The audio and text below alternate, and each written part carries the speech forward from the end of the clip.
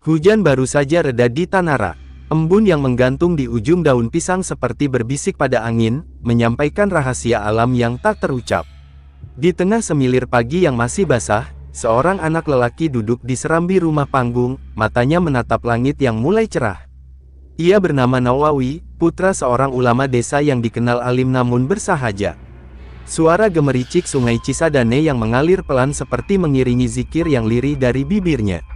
Bocah itu belum genap 10 tahun, namun sorot matanya tak seperti anak-anak seusianya.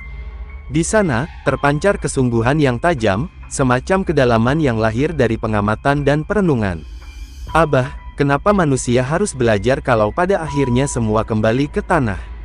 tanyanya suatu pagi, sambil menyalakan pelita kecil di pojok surau. Sang ayah menoleh, memandang anaknya dengan mata yang menghangat seperti cahaya fajar. Karena ilmu, Nak, adalah cahaya yang tak padam. Bahkan ketika tubuh hancur di bumi, cahaya itu akan tetap memancar di hati orang-orang sesudahmu. Sejak hari itu, Nawawi kecil tak pernah melepaskan lembaran-lembaran kitab yang diwariskan sang ayah. Ia membaca dengan tekun, mencatat dengan teliti, dan menghafal dengan penuh kecintaan. Kadang, ia mengulang satu paragraf tafsir berulang-ulang hingga maknanya menancap dalam-dalam di benaknya, seperti akar beringin yang mencengkeram bumi. Namun Tanara bukan kota besar. Di desa ini, ilmu hanya tumbuh setinggi pagar bambu. Meski surau kecil itu dipenuhi santri setiap maghrib, Nawawi merasa langkahnya seperti seekor burung yang sayapnya masih terikat.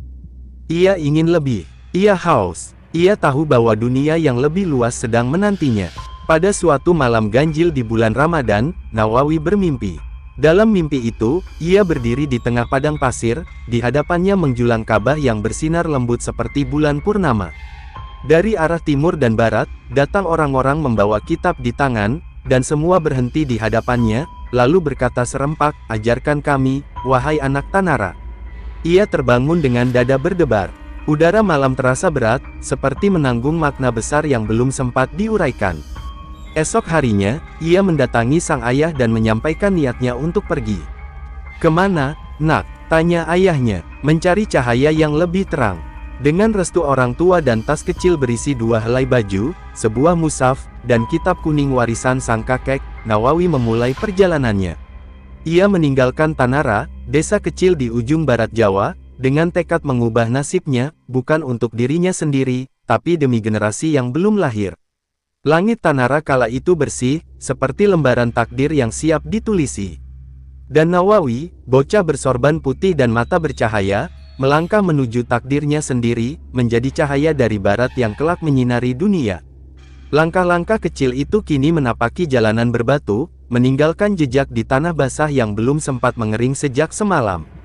Matahari baru saja menggeliat dari balik perbukitan, mengguratkan cahaya samar di wajah Nawawi muda yang tak pernah menoleh ke belakang. Di pundaknya, sehelai kain sarung disampirkan seadanya. Di matanya, terpatri harapan yang tak sanggup dibendung siapapun. Dari Tanara, ia menuju Cirebon, menyusuri jalur utara Pulau Jawa. Di pesantren-pesantren kecil, ia singgah, menetap sejenak, lalu melanjutkan. Kitab-kitab ia pelajari hingga lembarannya usang. Dalam setiap halakoh, namanya mulai terdengar, santri muda dari Banten yang jika membaca kitab, seakan berdialog langsung dengan penulisnya. Di pesantren Tegal Sari, Ponorogo, ia mencatat bait demi bait matan kitab Alfiyah, menghafalnya dengan telinga yang seperti tak pernah letih dan hati yang menyala. Di Kudus, ia menyerap semangat Wali Songo. Di Jombang, ia mendebat guru-guru senior dengan adab seorang murid, namun tajamnya logika seorang ulama. Namun tak semuanya berjalan mulus. Pada suatu malam, saat ia tengah menyalin kitab Fathul Qorib di bawah cahaya pelita, seorang santri tua menghampirinya. "Kau pikir siapa dirimu, anak dari desa terpencil, berani menantang pemikiran ulama besar?" Nawawi hanya menunduk, tapi suaranya tenang saat menjawab, "Aku bukan siapa-siapa. Tapi kebenaran bukan tentang siapa yang menyampaikannya, melainkan tentang siapa yang mampu memahaminya." Kalimat itu membuat suasana sunyi. Beberapa santri lain yang diam-diam mendengar, mulai mengangguk perlahan. Kabar tentang kecerdasan Nawawi pun sampai ke telinga para kiai besar. Namun, bagi Nawawi, batas ilmu tak berhenti di tanah Jawa.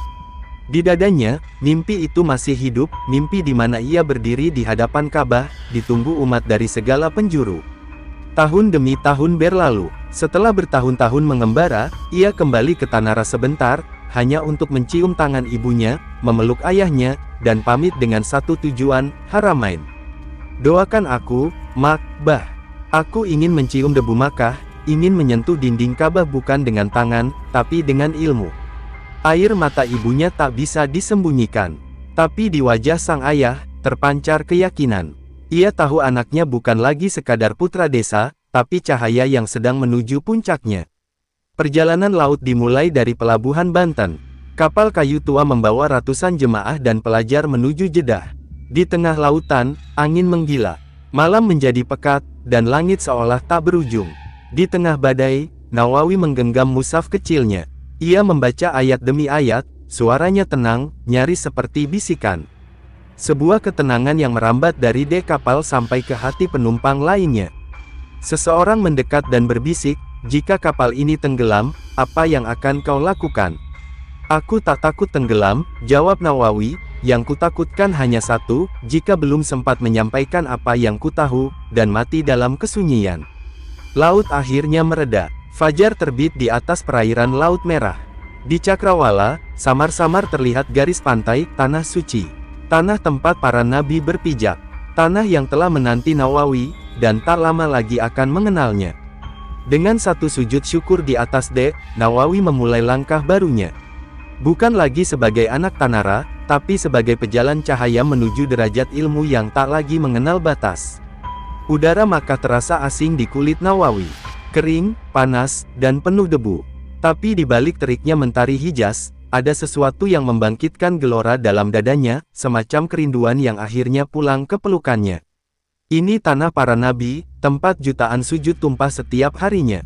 Dan kini, di tengah gelombang manusia dari berbagai bangsa, Nawawi berdiri. Kecil, kurus, tapi dengan mata yang menyimpan kedalaman samudra. Ia tinggal di sebuah kamar kecil tak jauh dari Masjidil Haram. Lantainya tanah, dindingnya anyaman jerami. Namun dari bilik sempit itulah, doa-doa besar dilantunkan setiap malam. Saat yang lain terlelap, Nawawi menyalakan pelita, membuka lembaran demi lembaran kitab, dan membiarkan dirinya tenggelam dalam lautan hikmah. Ia belajar di bawah bimbingan para ulama besar Haramain. Dalam halakoh-halakoh berdebu, ia duduk bersila di sudut majelis, diam tapi menyerap. Suaranya tak sering terdengar, tapi jika ia bicara, kepala akan menoleh. Sekali waktu, ia diminta menjelaskan syarah al-Jurumiyah.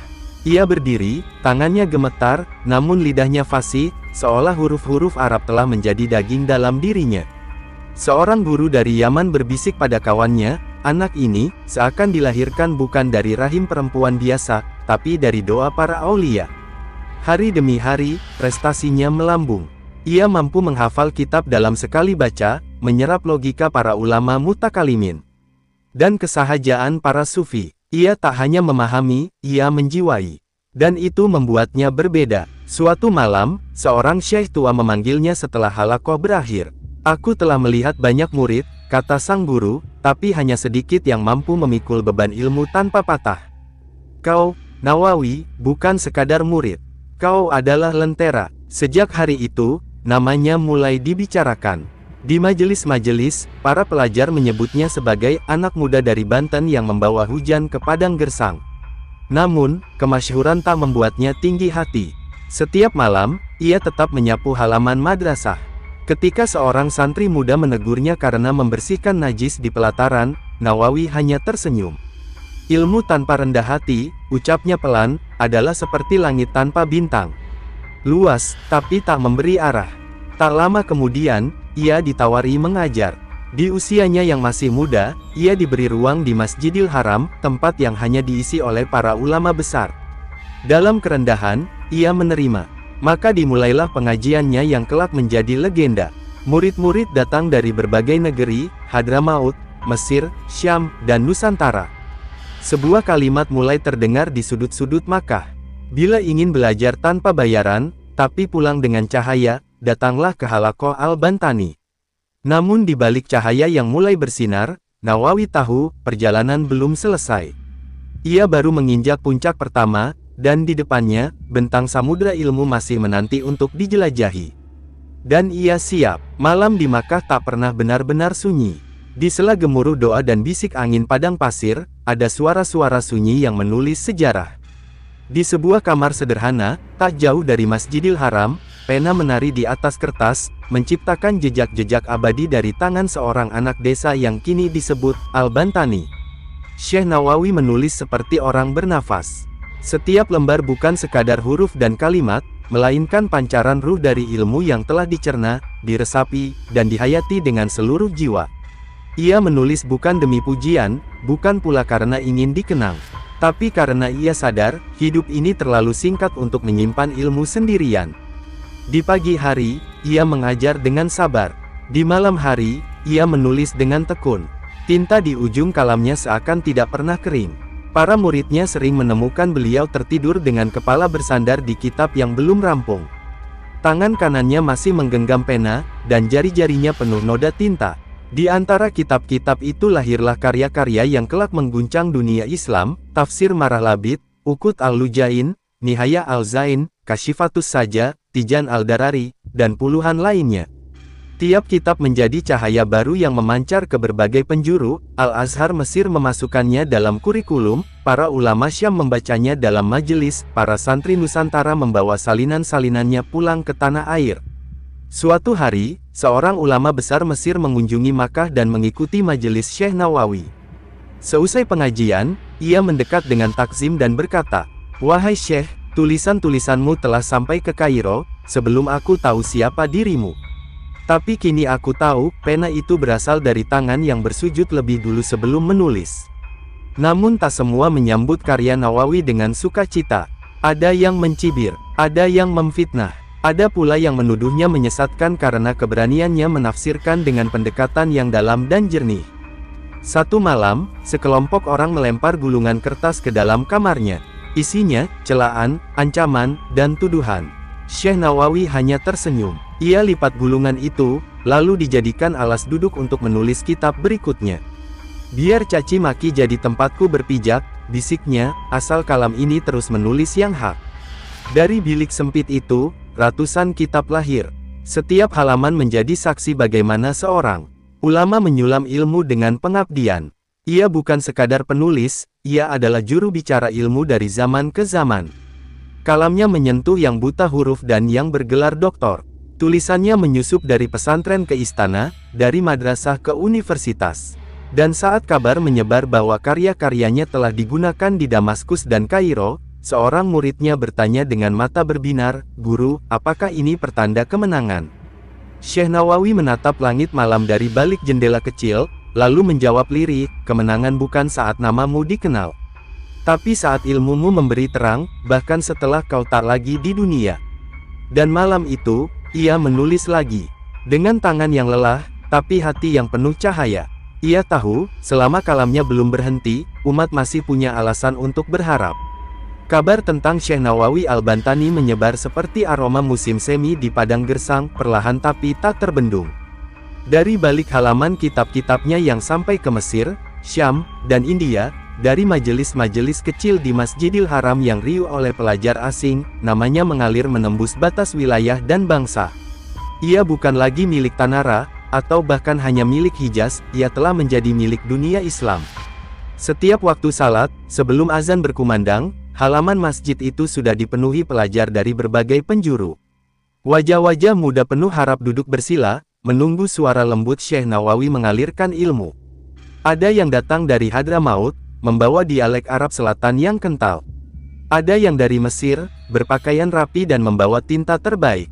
Bahkan dari Nusantara, generasi muda terus berdatangan, membawa kisah dari tanah air bahwa seorang putra Banten telah menjadi pelita di tanah haram. Di antara mereka, ada Hasan dari Suriah, putra seorang penenun dari Damaskus. Ada Abdul Qadir dari Kairo, pemuda yang semula sinis terhadap ulama luar, tapi luluh sejak pertama kali mendengar sang syekh menjelaskan tafsir ayat tentang keadilan dengan keluasan ruhani dan ketajaman logika. Dan ada pula Abdul Hamid, pemuda asal Cirebon, yatim sejak kecil, yang bersumpah di hadapan makam ibunya untuk belajar di Makkah, dan kini duduk di hadapan gurunya dengan air mata menetes setiap kali pelajaran berakhir. Mereka tak sekadar belajar fikih dan tafsir. Mereka menyerap adab, meneguk keteladanan. Sebab Syekh Nawawi tak hanya mengajarkan ilmu lewat lisan, tapi lewat perbuatan. Suatu hari, seorang murid dari Mesir mendapati beliau sedang memungut sampah di halaman masjid. "Guru, izinkan saya yang membersihkannya." Syekh Nawawi menjawab tanpa menoleh, "Bukan kamu, bukan aku. Tapi siapapun yang tahu bahwa ilmu tak mungkin tumbuh di tempat yang kotor, dia akan bersihkan tanpa menunggu perintah." Dari majelisnya lahir para ulama agung. Mereka yang kelak membuka pesantren, mendirikan madrasah, dan menulis kitab sendiri.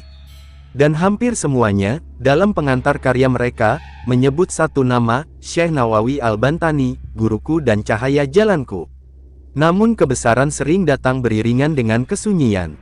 Seringkali, setelah pengajian selesai dan para murid telah kembali ke tempat tinggal masing-masing, Syekh Nawawi menyendiri. Di ruang kecilnya, ia menatap langit Makkah yang gelap. Ia tahu, murid-muridnya akan kembali ke negeri masing-masing, menanamkan ilmu dan kebaikan. Dan mungkin suatu hari, mereka akan lebih masyhur darinya. Dan ia tak keberatan, ia bahkan mendoakan itu terjadi. Sebab tugas seorang guru, bisiknya pada selembar kertas yang masih kosong, bukan berdiri di atas muridnya, tapi menjadikan murid-muridnya mampu berdiri sendiri, bahkan lebih tinggi darinya. Malam itu, Abdul Qadir dari Mesir menulis surat ke keluarganya. "Aku telah menemukan bukan hanya guru, tapi cahaya yang menembus kulit dan tulang. Jika engkau bertanya siapa ulama terbesar yang pernah kutemui, maka namanya adalah Nawawi, putra Tanara." Dan demikianlah, di balik dinding Masjidil Haram, di bawah cahaya pelita, lahir sebuah mata air ilmu, dan dari mata air itu, mengalirlah sungai yang tak lagi mengenal batas. Kemasyhuran, seperti api yang menghangatkan sekaligus membakar, mulai menjalar ke segala penjuru. Nama Syekh Nawawi disebut-sebut di majelis agung, di lorong-lorong pasar Makkah, bahkan di balik dinding istana. Kitab-kitabnya dibaca oleh para kadi, pemuda, dan tua renta. Murid-muridnya membawa harum reputasinya hingga ke Madinah, Kairo, dan Damaskus. Namun, di balik sinar itu, bayang-bayang pun mulai bergerak. Tak semua yang melihatnya bersinar turut bersyukur. Ada yang menunduk iri, ada yang berbisik dengki, dan ada pula yang menyusun siasat di balik tirai jubah mereka. Para ulama yang merasa terancam ilmunya, merasa goyah kedudukannya, mulai mempertanyakan, bagaimana bisa seorang asing dari negeri jauh bernama Jawa, meraih cinta begitu banyak orang di tanah haram. Fitnah pun dilontarkan, diawali dari suara lirih di sudut majelis, bahwa Syekh Nawawi terlalu longgar dalam fatwa, terlalu lembut dalam pendekatan. Lalu menyebar jadi gunjingan, bahwa kitab-kitabnya mengandung paham-paham baru, yang mengaburkan ajaran tradisi. Hingga pada puncaknya, sebuah risalah tanpa nama dikirimkan kepada Mufti Makkah, menuduh beliau menyebarkan bid'ah. Saat surat itu sampai ke tangannya, Syekh Nawawi hanya diam. Ia membaca tanpa reaksi, lalu melipat kertas itu pelan dan meletakkannya di rak kitab paling bawah. Satu-satunya yang terucap darinya adalah sebuah doa lirih. "Ya Allah, jika ini ujianmu, maka jangan kau cabut cahayamu dari hatiku." Namun fitnah tak tinggal di atas kertas. Suatu malam, di depan pintu rumahnya, ia mendapati dindingnya dicoret. "Pendatang bukan pewaris haramain." Sebuah pesan yang menyakitkan, bukan karena maknanya, tapi karena ia tahu, itu berasal dari sesama yang juga membawa gelar alim. Beberapa muridnya mulai resah. Hasan dari Syam menatap wajah gurunya dengan mata menyala, "Guru, izinkan kami membela. Nama Anda harus dibersihkan." Tapi Syekh Nawawi hanya menggeleng, ilmu tidak butuh perkelahian. Dan cahaya tak perlu berteriak agar dikenal terang. Hari demi hari, tekanan datang bertubi. Ia dilarang mengajar di salah satu ruangan utama Masjidil Haram. Beberapa kitabnya ditarik dari rak umum. Murid-muridnya diawasi, namun bukan deraan lahiriah yang menggores hatinya, melainkan luka karena hasad dari sesama. Sampai pada suatu malam, seorang ulama besar dari Madinah, Syekh Abdul Ghani Al-Maqdisi, datang khusus ke Makkah. Ia masuk ke rumah Syekh Nawawi, membawa setumpuk kitab yang ditulis Al-Bantani, lalu berkata di depan para ulama yang berkumpul, "Siapa di antara kalian yang bisa menulis sebijak ini, sehalus ini, dan sedalam ini? Jika kalian tak bisa menyainginya dalam karya, jangan cemari namanya dengan dusta." Malam itu, keheningan jatuh. Tak ada jawaban, hanya embun keinsafan yang menyusup perlahan. Dan sejak itu, satu demi satu tuduhan itu luruh. Tak karena dibalas, tapi karena cahaya tak bisa dikurung terlalu lama. Cahaya akan tetap tembus, bahkan dari balik penjara prasangka. Syekh Nawawi kembali mengajar, namun, ada yang berubah. Matanya sedikit lebih dalam, suaranya sedikit lebih pelan, tapi ilmunya semakin tajam, dan kasihnya semakin luas. Kepada murid-muridnya, ia berkata, "Jangan takut pada fitnah jika hatimu telah bening. Air jernih tetap memantulkan cahaya, meski dilempar lumpur." Dan dari luka itu, ia menulis lagi. Kali ini dengan tinta yang dicampur dengan kesabaran dan keikhlasan. Kitabnya berikutnya pun lahir, bukan sebagai pelampiasan, tapi sebagai kesaksian bahwa kebenaran, walau sering disakiti, tak pernah mati. Maka, kembali tenang, seperti laut setelah dihantam badai. Fitnah yang sempat mengguncang tak sanggup meruntuhkan sosok Syekh Nawawi. Justru dari serpihan luka itulah, bangkit karya-karya yang lebih matang, dilahirkan dari pengendapan batin yang dalam dan keyakinan yang tak pernah padam. Ia tak menuntut pengakuan, tak mencari penghargaan, tapi pena dan kalamnya terus bergerak seperti aliran Zam-Zam, tak pernah kering, tak pernah henti. Dalam kesederhanaannya, ia menulis saat fajar masih menggigil dan malam belum juga memejam. Jari-jarinya gemetar karena usia, tapi pikirannya tetap tajam seperti mata pedang. Kitab demi kitab lahir dari kamar sempit yang remang itu, Tafsir Marah Labid, Sulam Al-Taufik, Nihayat Al-Zain, Tijan Al-Darari, semuanya tak sekadar memuat hukum, tetapi menanamkan hikmah, membentuk jiwa, dan menyentuh hati. Ilmu fikih tak lagi hanya kumpulan hukum, tapi menjadi jalan hidup. Tauhid bukan sekadar dalil, tapi nafas yang menghidupkan ruh. Beberapa ulama besar dari Al-Azhar mengirim utusan khusus ke rumah beliau. Mereka tak hanya datang membawa rasa kagum, tapi juga meminta izin untuk menjadikan karyanya sebagai kitab wajib di madrasah-madrasah Mesir. "Ilmunya tidak asing bagi kami," kata Syekh Alawi dari Kairo, "tapi kedalaman jiwanya itulah yang membedakan." Damaskus pun turut bersuara. Ulama-ulama Syam membaca tafsirnya dan mencatat bahwa gaya bahasanya menggabungkan ketegasan salaf dengan kelembutan tasawuf. Bahkan di Istanbul, beberapa potong risalahnya diterjemahkan ke dalam Turki Utsmani oleh para mufti kerajaan. Namun di tengah kabar harum itu, Syekh Nawawi tetap duduk di atas tikar usang. Ia masih menulis dengan tinta yang diraciknya sendiri, menolak hadiah pena emas dari seorang amir yang memuja karyanya. "Jika pena dari emas," katanya, "bagaimana aku bisa menulis nasihat untuk hidup sederhana?" Ia bukan hanya mewariskan ilmu. Ia menanamkan nilai tentang kejujuran, ketabahan, dan keberanian untuk bersuara tanpa takut kehilangan tempat. Murid-muridnya telah menyebar. Ada yang kembali ke Jawa dan mendirikan pesantren. Ada yang membuka madrasah di Beirut. Bahkan Abdul Qadir, pemuda Mesir yang pernah berlinang air mata di majelisnya, kini menjadi guru besar dan selalu menyebut satu nama dalam setiap kuliahnya. Dunia Islam harus berterima kasih kepada seorang yang datang dari Tanara.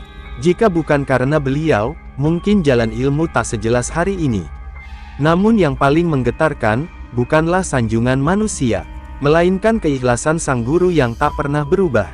Bahkan saat pemerintah Makkah mengirim utusan untuk menawarinya posisi Qadi Al-Qudat, hakim tertinggi Haramain, Syekh Nawawi menjawab dengan tenang, "Aku telah memiliki tugas yang lebih besar daripada mengadili manusia. Aku sedang membangunkan nurani umat." Dan dunia pun mencatat, tak banyak yang menolak kekuasaan demi menulis dalam sepi. Tapi Syekh Nawawi telah memilih, menjadi abadi dalam diam, dan dikenang dalam setiap halaman kitab suci. Malam Makkah sedang syahdu. Angin gurun yang biasanya garang, malam itu berembus pelan, seolah menjaga keheningan yang lebih suci dari biasanya. Langit bersih, dan bintang-bintang tampak lebih dekat dari yang biasa. Di sebuah kamar kecil dekat Masjidil Haram, seorang ulama sepuh tengah bersandar. Matanya setengah terpejam, nafasnya berat, tapi senyum lembut tak pernah pergi dari wajahnya. Syekh Nawawi, yang sejak muda mengabdi tanpa jeda kepada ilmu, kini telah tiba di ujung jalannya. Tubuhnya lemah, namun ruhnya bersinar seperti lentera yang tak mau padam sebelum fajar menyingsing. Para murid berkumpul. Di antara mereka ada wajah-wajah yang dahulu datang dengan kebingungan, kini menatap dengan linangan air mata dan hati yang telah ditempa hikmah. Hasan dari Syam menggenggam tangan gurunya, menahan. Ishak, guru, apakah kita masih bisa mendengar suara Anda esok pagi? Syekh Nawawi membuka mata, menatap satu-satu muridnya, lalu berkata dengan suara yang nyaris tak terdengar.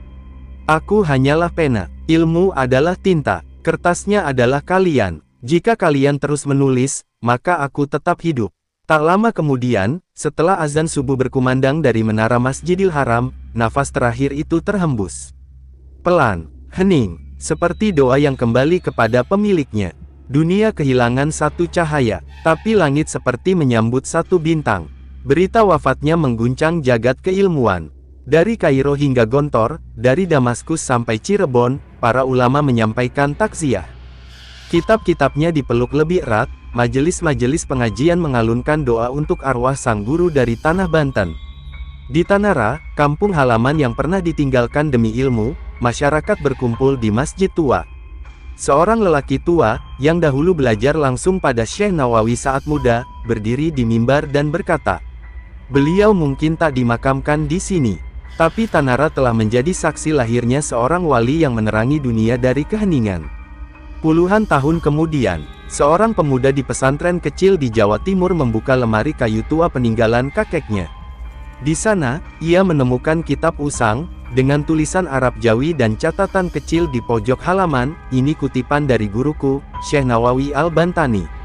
Mata sang pemuda berbinar, ia membuka lembar demi lembar, lalu duduk termenung. Dari halaman itu, seolah suara sang ulama terdengar kembali, membisikkan kebenaran di antara huruf-huruf. Pemuda itu, cucu dari murid cucu Syekh Nawawi, kemudian berniat. Ia bersumpah akan meneruskan warisan itu, bukan dengan nama besar, bukan untuk kehormatan, tapi untuk meneruskan cahaya yang tak pernah padam. Dan demikianlah kisah itu belum benar-benar selesai. Selama masih ada yang mengaji dengan hati, selama kitab-kitabnya dibaca dengan niat suci, selama ada santri yang bertanya dan guru yang menjawab, selama itu pula Syekh Nawawi masih hidup, menyusuri zaman, menjadi cahaya yang tak bisa dipadamkan oleh kematian.